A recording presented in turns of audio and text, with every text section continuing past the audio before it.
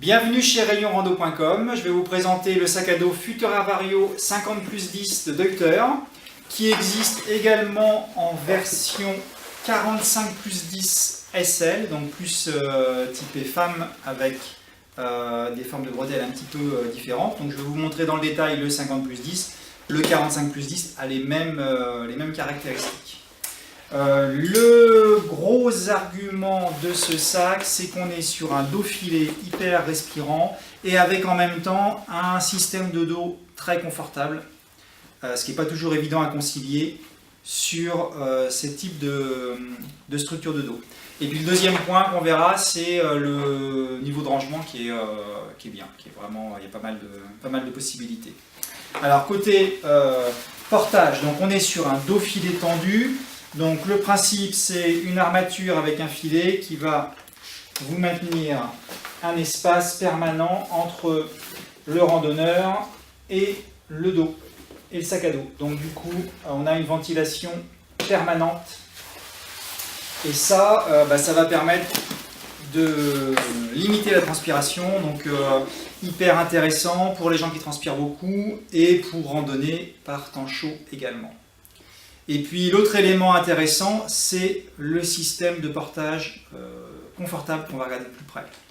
Alors côté portage, donc, on voit de plus près le système de dos filet tendu avec le gros écart qui permet une bonne respirabilité. Ce qui est très intéressant chez Deuter, c'est qu'ils arrivent aussi à avoir un dos confortable, c'est-à-dire que malgré le système de tension, on a quand même un dos souple avec le report de charge sur les hanches, qui va quand même préserver une bonne aisance de mouvement. Donc ça, c'est quand même bien vu, avec en particulier aussi un système de réglage de hauteur des bretelles qu'on n'a pas en général sur les dos tendus où les bretelles en général sont fixes. Donc là, on va pouvoir ajuster la hauteur des bretelles à la taille de la personne.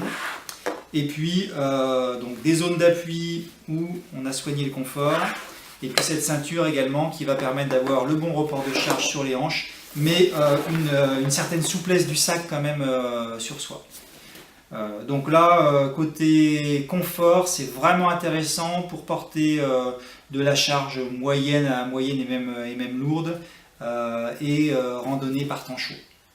Ensuite, l'autre aspect intéressant, c'est les rangements. Donc côté poche, on a deux poches sur la ceinture. Donc des petites poches mais relativement généreuses, on peut mettre l'appareil photo et en cas. C'est bien fourni en rangement, donc on va voir que par exemple sur le côté on va retrouver deux poches, c'est-à-dire qu'on a à la fois une poche filet pour mettre la gourde et une poche zippée à souffler, donc quand elle est vide elle est plate, mais une fois ouverte on peut lui donner du volume et donc on peut encore rajouter du chargement sur le côté si besoin. Ensuite, on passe à la façade et là, on va retrouver le système porte-bâton, porte-piolet, assez classique. Et puis, le compartiment principal avec un accès bas de sac. Donc accès zippé bas de sac, ce compartiment il est divisé en deux par une cloison amovible. L'accès haut de sac que je vais vous montrer après, et puis on a également un accès valise qui permet d'accéder directement au contenu. Donc agencement pratique, vous noterez qu'on a des sangles où on peut fixer éventuellement la toile de tente si besoin. Et ici l'accès valise, donc avec du zip costaud, et on va pouvoir accéder au contenu sans avoir à vider tout le sac. Donc un agencement assez pratique. On retrouve également en termes de poche en façade une grande poche ouverte, donc avec une fermeture par clip.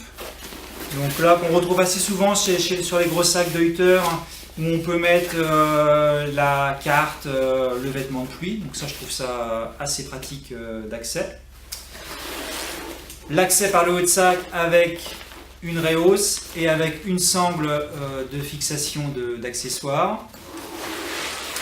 Et puis le rabat réglable en hauteur avec poche intérieure, poche extérieure. Une grande poche Donc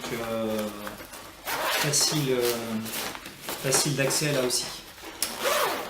À l'intérieur du sac, on va retrouver le classique compartiment pour poche à eau avec la sortie pipette pour ensuite fixer sur les bretelles. Alors, on a une housse de pluie également qui est sous le sac et qui est amovible.